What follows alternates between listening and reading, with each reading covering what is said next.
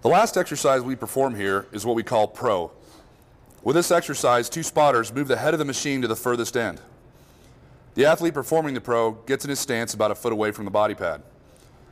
At the command pro by one of the spotters, the athlete kicks into a pass pro position simultaneously with the release of the head of the machine.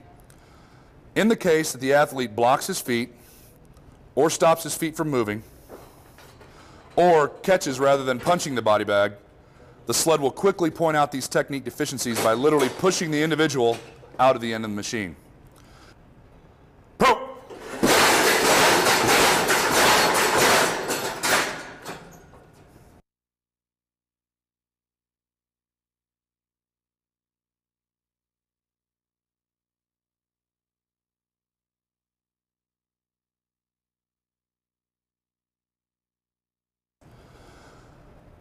The next exercise we perform we like to call the power step.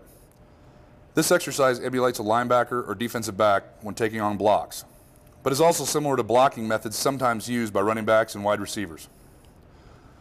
The power step is mostly a technique exercise used to aid the athlete into getting into the correct position for whatever impact he's about to incur, irregardless of which side the ball he plays on.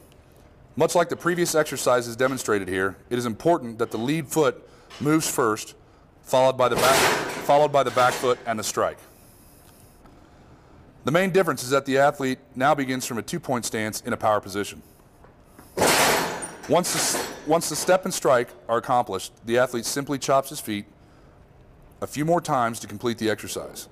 Since the power step technique is utilized when an athlete is simply trying to gain control, it is not necessary to drive the head of the sled a great distance. Just complete the movement in a power control position. Let's now watch Chance and Talib demonstrate the power step at full speed.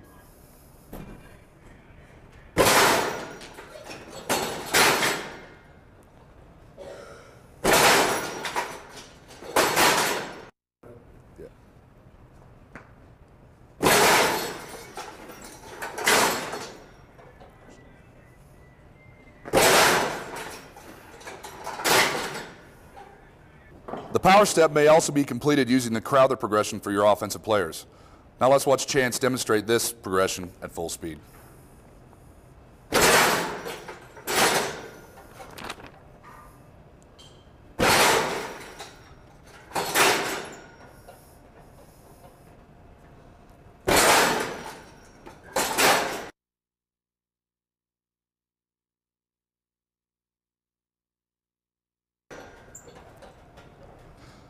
The last exercise we utilize for uninjured athletes is called the power step get-off. In short, this is the first few steps made by a defensive lineman coming off the ball. Derek's going to demonstrate this as we discuss further. However, for the power step get-off, we will now adjust the head of the machine by moving the bottom stabilizing bar for the body pad below the bottom adjustment pin.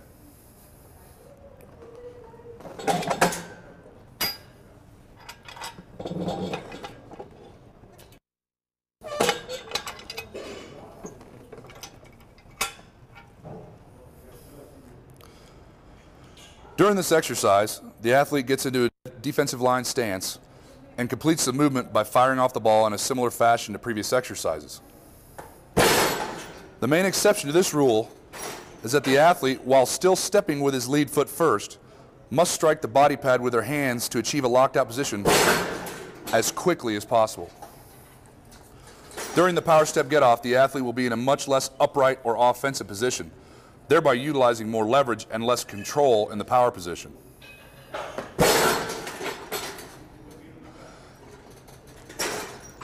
In the instance that the lead foot isn't first or the hand strike is too slow, the athlete will appear to catch themselves on the body pad, making it difficult to achieve lockout. Again, performing this exercise and achieving lockout quickly is the goal. Therefore, the sled need not be driven the full length of the machine for optimal outcome. Now let's watch Derek perform the power step get-off at full speed.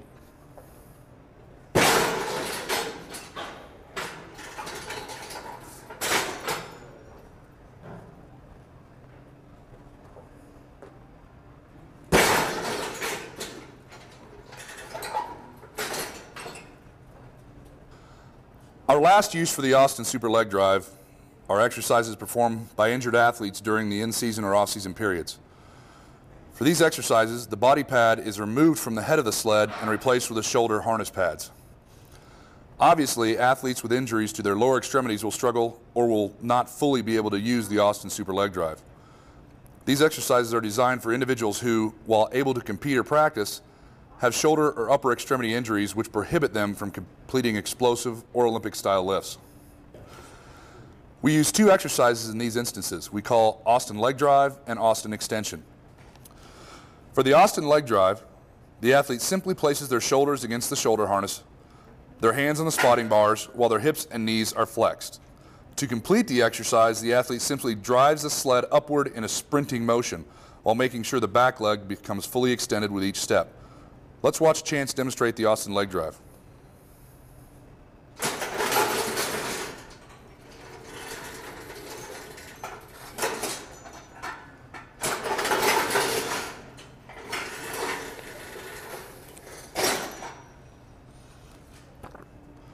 For the Austin Extension, the athlete begins in the same position as the Austin Leg Drive, but completes one explosive extension of both hips simultaneously, similar to the start of a standing long jump. The athlete will be completely extended and slightly airborne, then catches themselves with both feet. Let's watch Talib demonstrate the Austin Extension.